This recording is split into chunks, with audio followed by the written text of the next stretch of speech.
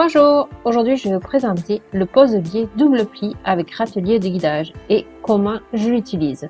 En fait, donc il y a ce râtelier qui se trouve à l'arrière qui vous permet de guider votre tissu et le double pli va vous plier en deux votre tissu comme si c'était un biais acheté du commerce. Premier conseil super important, en fait sur votre pied vous avez des nombres, par exemple sur le mien moi j'ai pris 10 mm, 36 mm. Le premier nombre que vous avez 10 mm, en fait, ça va être votre largeur de votre biais fini. Et 36 mm, c'est comment vous devez couper votre morceau de tissu. Il faut bien respecter ces 36 mm si vous voulez que votre biais marche parfaitement. Comment couper votre bande de biais? Et en fait, pas dans le biais, mais perpendiculaire à la lèse de votre tissu. Vous voyez ici, j'ai ma lèse ici, donc je la couperai perpendiculaire. Si votre tissu roule un petit peu, comme celui-ci, ce jersey a tendance à rouler, je vais le couper ici parallèle à ma lèse. Mais vu que c'est du jersey, donc je ne couperai jamais en diagonale. Mais si vous voulez utiliser un tissu coton, vous pouvez très bien avec ce pied-là et vous le coupez votre bande de biais dans la diagonale à 45 degrés. Une fois votre jolie bande de 36 mm coupez à l'extrémité en diagonale. C'est juste pour faciliter le passage de votre tissu à travers le pied. Le réglage, je me mets en mode recouvrement, une longueur 4 au niveau du fil, les aiguilles en C1 et C3 et je positionne mon pied sur les deux trous avant de ma plaque de mon ovation. J'attache mon pied avec ces deux petites vis blanches que j'ai eues avec mon ovation. Je les serre simplement. Je les serre sans trop les serrer, en fait, pour pouvoir régler mon pied. Je ne peux pas vous dire exactement où est-ce qu'il vous faudrait mettre votre pied pose-biais par rapport à votre pied de surjeteuse, mais ce que je veux vous dire, c'est qu'il faut bien le mettre droit. S'il est en diagonale, ça ne marchera pas. Vous aurez votre pied qui va briller. Mettre votre bande, mettez bien l'envers de tissu vers vous et l'endroit de tissu vers la machine. Vous le faites passer à travers. J'utilise le petit tournevis qu'on nous donne pour serrer les aiguilles.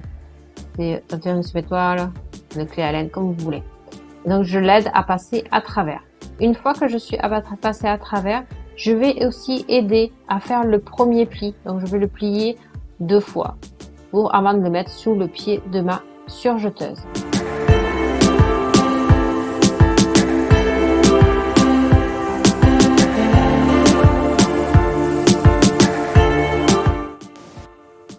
Voilà à quoi ça peut ressembler. J'utilise là un pied téflon parce qu'en fait je fais avec du spandex et le spandex glisse énormément. Donc une fois que vous avez fait passer, il faut faire passer votre tissu devant, derrière, devant, derrière par rapport sur votre râtelier. Ça doit ressembler à ça. Personnellement, moi je ne la roule pas autour d'une bobine car je trouve que ça tire trop sur le biais et ça étire mon biais. Je le laisse comme ça sur le côté.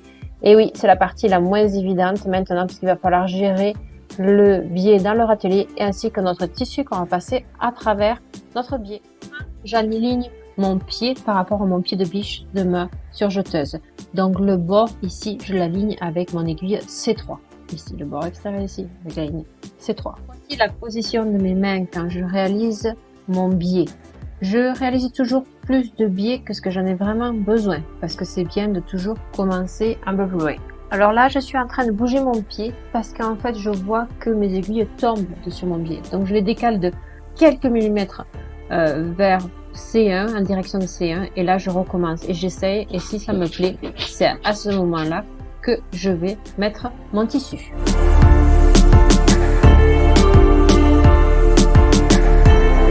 Allez, maintenant vous êtes prêt ou prête à faire de jolis biais avec votre recouvreuse. Il suffit simplement de prendre votre superbe ouvrage et de le mettre à l'intérieur comme ceci. Donc vous le calez et vous le faites passer doucement.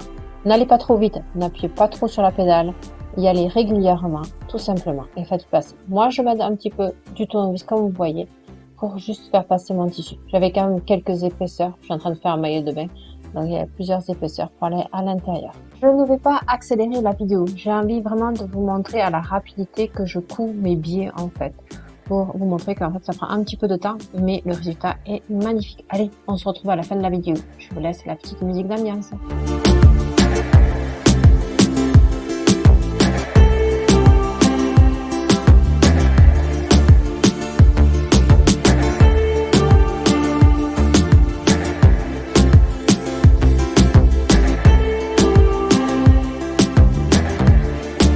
Et voilà le résultat. 2 superbes piqûres sur le dessus, un point zigzag au-dessus.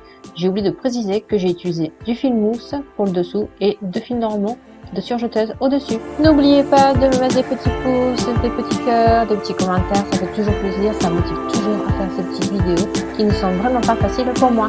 Je vous souhaite bonne couture et à bientôt. Ciao, bisous!